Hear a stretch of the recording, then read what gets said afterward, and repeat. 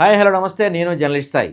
మొత్తానికి తాడేపల్లిగూడెంలో జనసేన పార్టీకి షాక్ తగిలిందనే చెప్పొచ్చు. దాదాపుగా 100 మంది నాయకులు, 100 మంది కార్యకర్తలు వైఎస్ఆర్‌సీపీలో జాయిన్ అయ్యారు. వడ్డీ రఘురామన్న గారి ఆధ్వర్యంలో 100 మంది పైగా జాయిన్ అయ్యారంట. హైలైట్ ఏంటంటే సహజంగా ఏం జరుగుతుంది, ప్రతిపక్షంలో ఉన్న వాళ్ళంతా అధికార పక్షంకి వెళ్తూ ఉంటారు.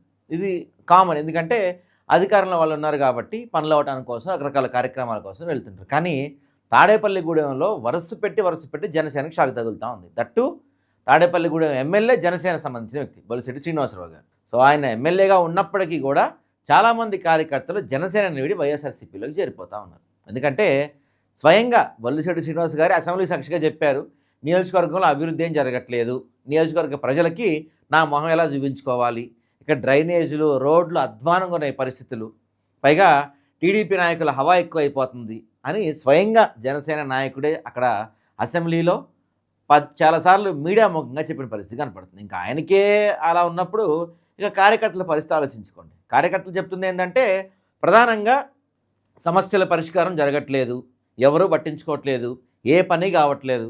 అధికారంలో తేవడానికి ఎంత కష్టపడినా సరే ఇప్పుడు అధికారంలోకి వచ్చిన తర్వాత అధికార పార్టీ సభ్యులుగా చలామణి అవుతున్నా ఏ పని అవ్వట్లేదు, ఏ కథ అవ్వట్లేదు, అసలు పట్టించుకోవట్లేదు.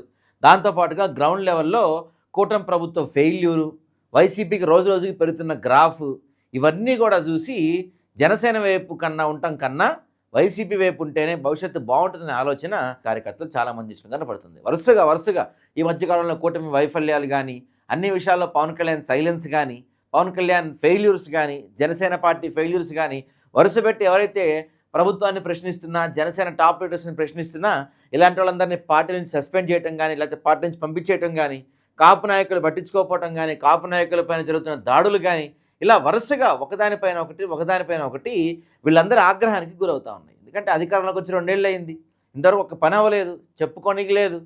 ఎంతో కష్టపడి జనసేనకు ఓట్లేమని చెప్పుకున్నారు కార్యకర్తలు కావచ్చు, లేకపోతే పాప ఆయన ఎమ్మెల్యే బొలిశెట్టి శ్రీనివాస్ కావచ్చు. వీళ్ళందరూ ఎంతో కష్టపడి అధికారంలోకి వచ్చారు. ఏమీ జరగకపోతే ఇంకుండే లాభం అనే దిశగా అక్కడ ప్రజలందరూ, కార్యకర్తలందరూ ఆలోచిస్తున్నారు.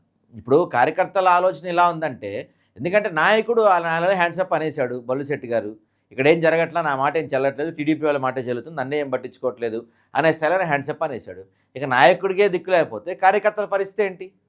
సో మెల్లమెల్లగా ఒక 1 వీక్ బ్యాక్, 2 వీక్స్ బ్యాక్ కూడా పెద్ద ఎత్తున కార్యకర్తలు జాయిన్ అయ్యారు. ఇప్పుడు మళ్ళీ కూడా ఇక్కడ పెద్ద ఎత్తున కార్యకర్తలు వడ్డీ రఘురామ గారి ఆధ్వర్యంలో జాయిన్ అవుతున్నారు. పైగా ఈ వడ్డీ రఘురామ నాయుడు గారు ఏం చేస్తున్నారు, ఈయన ఎవరైతే అసంతృప్తిగా ఉన్నారో వాళ్ళని టార్గెట్ చేసి వైఎస్ఆర్‌సీపీ వైపు లాక్కునే ప్రయత్నం చేస్తున్నారు. దాంతోపాటుగా వైఎస్ఆర్‌సీపీ కూడా రాష్ట్ర వ్యాప్తంగా కూటమిలో టీడీపీకి జనసేనకి పడకుండా కొంత లొకలొకలు ఉన్న పరిస్థితుల్లో కొంత అసంతృప్తిగా ఎవరైతే ఉన్నారో వాళ్ళందరినీ తిరిగి వైసీపీ వైపు లాక్కునే ప్రయత్నం చేస్తున్నది సక్సెస్ అవుతుంది. ఎందుకంటే చిన్న విషయం కాదు ఇది. ఇప్పుడు అధికారంలో ఉన్నారు, కొంత వ్యతిరేకత ఉన్నా, కొంత ఇష్టం లేకపోయినా సైలెంట్గా ఇంకా 3 సంవత్సరాల టైం ఉంది కదా, అధికారం అడ్డం పెట్టుకొని పనులు చేసుకోవచ్చు, ఇంకేమన్నా ఆలోచనలతో చాలామంది అటేపు ఉండిపోతూ వచ్చారు. కానీ ఇప్పుడు పరిస్థితులు మారినాయి, రోజులు మారినాయి, ఇక్కడ ఉంటే వేస్ట్, ఇక రాజకీయంగా కాదు అసలు జీవితమే కష్టం అయిపోద్ది అనుకుంటున్నారు ప్రజలందరూ కూడా.